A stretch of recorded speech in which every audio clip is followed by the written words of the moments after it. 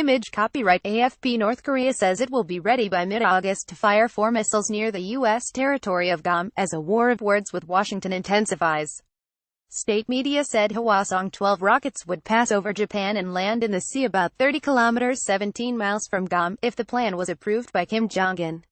It denounced Donald Trump's warnings of fire and fury and said the U.S. leader was described as bereft of reason. The U.S. has warned the North its actions could mean the end of its regime. U.S. Defense Secretary Jim Mattis said Pyongyang would be grossly overmatched in any war against the U.S. and its allies. The North first announced on Wednesday that it was drawing up plans for a missile strike against Guam, which is home to U.S. military bases, strategic bombers and about 163,000 people. A later statement carried by state media said the military would finally complete the plan by mid-August and report it to leader Kim Jong-un for his approval.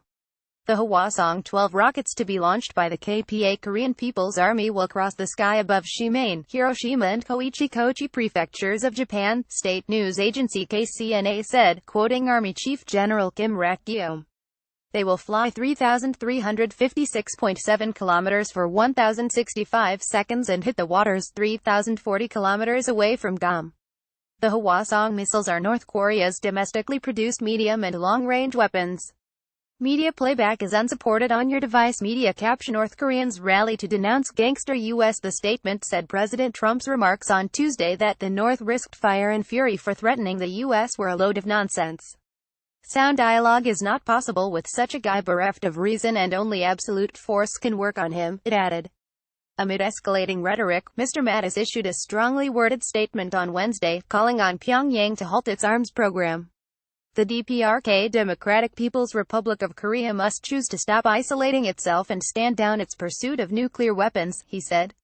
While our State Department is making every effort to resolve this global threat through diplomatic means, it must be noted that the combined allied militaries now possess the most precise, rehearsed and robust defensive and defensive capabilities on Earth.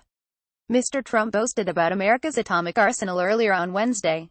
Tweeting from New Jersey, where he is on holiday, the president said the U.S. nuclear stockpile was more powerful than ever before. Meanwhile, U.S. Secretary of State Rex Tillerson has sought to reassure Americans that North Korea does not pose an imminent threat.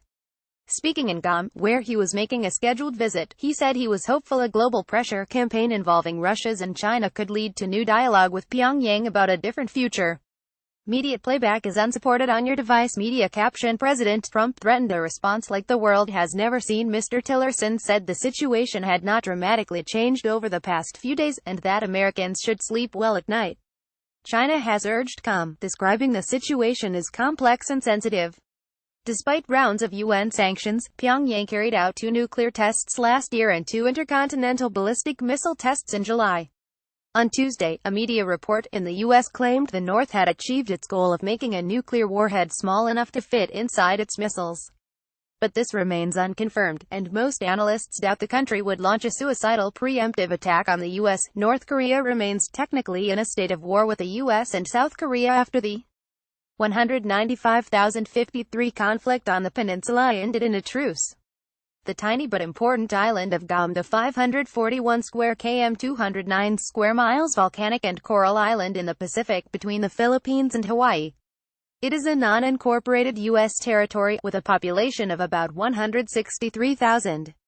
That means people born in Guam are U.S. citizens, have an elected governor and House representative, but cannot vote for a president in U.S. national elections.